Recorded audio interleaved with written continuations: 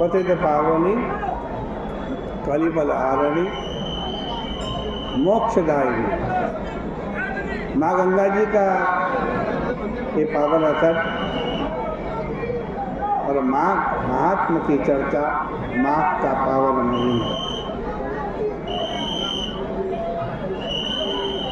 बड़ी सुंदर चर्चा माँ के महात्मा में आप श्रवण कर रहे थे कि लोमश ऋषि देवद्युति नाम के एक महात्मा की कथा सुना रहे हैं जिन्होंने एक पिशाच को मुक्त किया। लोमश उवाच, लोमश ऋषि कह रहे हैं सूयताम यः पिशाचः स्वोचितो येन तद्वने आसीत् राजा चित्रनामा द्रविडे विषये पुरा सोमान्वये महावीरा शूरशास्त्रार्थ पारग गजबाजी रथौघैश्च सम्पन्नो विक्रमी सदा। लोमश जी कह रहे हैं सुनो, एक वन में जहाँ पिशाच की मुक्ति हुई उसकी कथा सुनाते हैं। पहले द्रविड़ देश के अंदर चित्र नाम का एक राजा था। उसका चंद्रवंश में जन्म हुआ था। वो महावीर शूर एवं शास्त्र पारंगामी था। उसके पास रथ हाथी घोड़े बहुत अधिक मात्रा में था। पराक्रमी भी था। स्वर्ण अनेक प्रकार के रत्न और प्रबोध धन से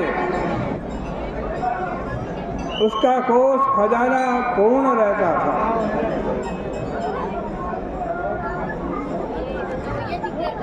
वह राजा बहुत कामी था, स्त्रियों में आसक्त था, अतिशय लोभी था। वह अपने मंत्रियों के धर्मयुक्त वचनों को भी नहीं श्रवण करता था। वो दुष्ट विष्णु भगवान की नित्य निंदा करता था। नित्य वैष्णवों से द्वेष करता था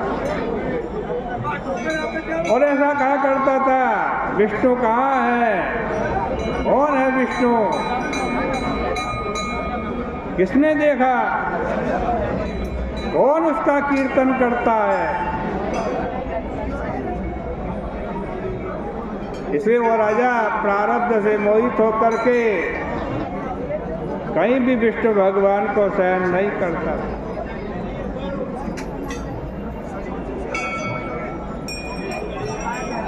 अतएव जो प्राणी नारायण भगवान का भजन करते थे वो क्रोध में भरकर उनको पीड़ा दिया करता। उसने पाखंडियों की स्थिति का अवलंबन कर लिया था। अतएव वह ब्राह्मण वेद, वेदोक्त कर्म, व्रत और दान किसी को भी कुछ नहीं मानता। उस कठोर के हृदय में दया नहीं थी एवं वह कुटिल पुण्य के कर्मों से सदैव विमुख रहता था। अतएव अनीति से उग्र दंड देकर नित्य प्रजा को भी पीड़ित करता था। उसके सभी शुभ आचरण नष्ट हो गए थे। वह विष्णु भगवान से द्वेष करता था। उसकी अग्निहोत्र की अग्नि और अन्य सत्क्रियाएं सब नष्ट हो गई थी। वो राजा तो यमराज के समान प्रजा का शासन करता था। बहुत दिन व्यतीत हो जाने के बाद उस राजा की मृत्यु हो गई।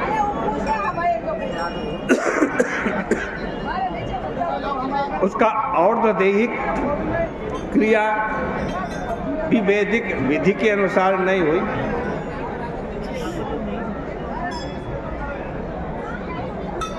फिर तो यमराज के दूतों ने उसको बहुत पीड़ा दी। जिस मार्ग में लोहे की कील लग रही है, जहाँ भरपूर तपती बालू है, जहाँ प्रचंड सूर्य की किरणें जल रही हैं और वृक्षों की छाया भी नहीं है और अग्नि ज्वाला से व्याप्त जिस मार्ग में दहकते हुए अंगारे बिछे हुए हैं, लोह निर्मित दारुण आयुधों से पीड़ित, तीव्र दांत वाले वृक और घोर भेड़ियों से भक्षित वह जाता और अन्यान्य पापियों के रुदन को सुन रहा था। और इस प्रकार वह यमराज के भयप्रद लोक में चला गया। हे ब्राह्मण, उस यमपुरी में जो उसकी गति हुई उसको सुनो।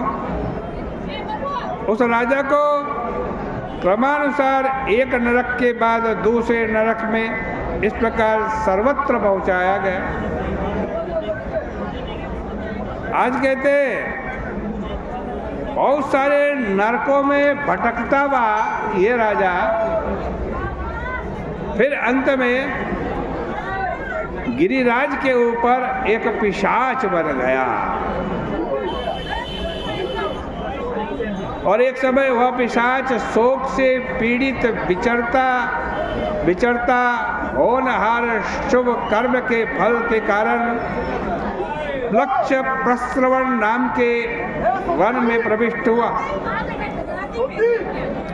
वह दुखित हो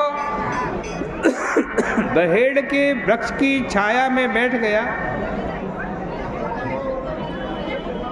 और मैं मरा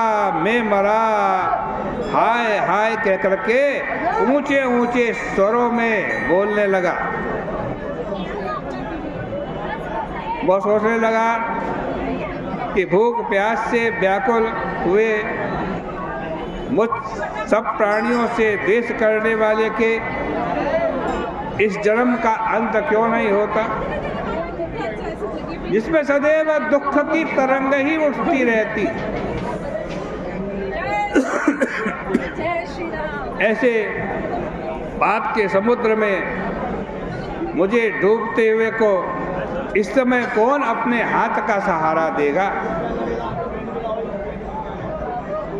लोमज जी कहते, दीन जीता पिशाच के इस प्रकार के करुण रुदन को वहीं बैठे हुए जो तपस्वी थे, जिनका कल आपके सामने वर्णन किया था, उनके कानों में उसके रोने की आवाज पहुंची, रुदन की आवाज पहुंची।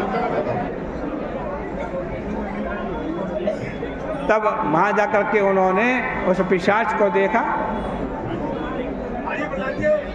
उसका मुख बड़ा भयंकर था, उसके नेत्र भूरे भूरे थे, देह दुर्बल था, उसका देह श्याम और सिर के बाल ऊपर को थे। उसकी जिह्वा लपलपा रही थी, वो होठों को चाट रहा था।